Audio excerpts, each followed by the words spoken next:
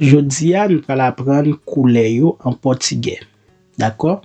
As cores em português. Verde, verde, vert, vert.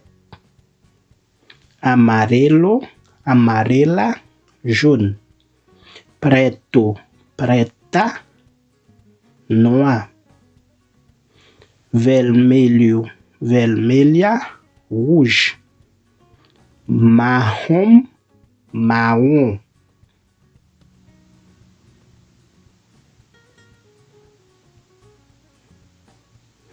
Marrom, marrom. Roxo, roxa, violette, blanco, blanca, blanc. Rosa, rose. Azul, bleu. Laranja, orange. Cinza, gris. Dourado, doré. Prateado, argenté. Beige, beige. Kounya nous allons apprendre jour dans semaine. Os dias da semana são segunda-feira, lundi, terça-feira, mardi, quarta-feira, mercredi, quinta-feira, jeudi, sexta-feira, vendredi, sábado, samedi, domingo, dimanche. Kounya nous allons apprendre saison yo. As estações do ano.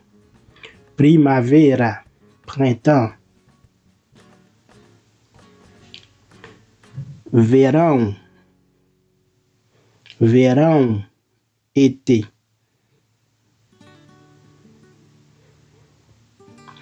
Outono, outono. Inverno, hiver. Kounya nous allons apprendre mois. Os meses do ano são janeiro, janvier. Janeiro, janvier. Fevereiro, février. Março, março. Abril, avril. Maio,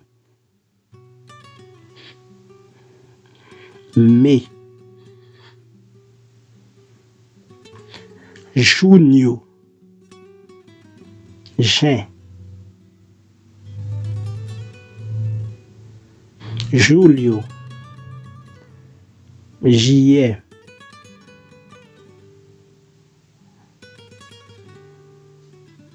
Agosto, août. Setembro, setembro. Outubro, outubro. Novembro, novembro. Dezembro,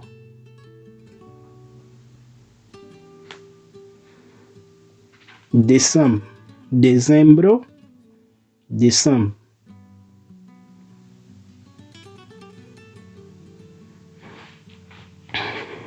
Kounya nous allons apprendre article en portugais.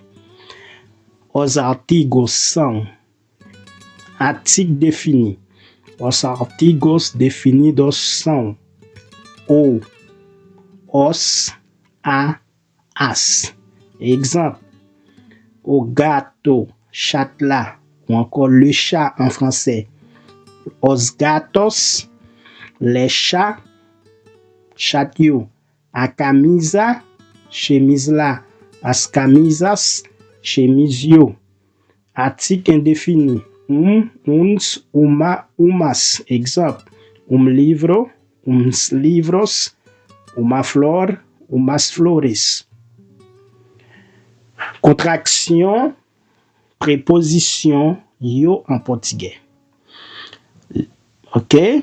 Préposition a plus article a, la contracté en a accent grave. Exemple, ele foi à praia parce que c'est ele foi a plus a préposition pas qu'à dire ele foi à praia, mais je dis ele foi à praia. Il contracté en a. Préposition a plus article o contracté en a. Exemple, fui ao cinéma.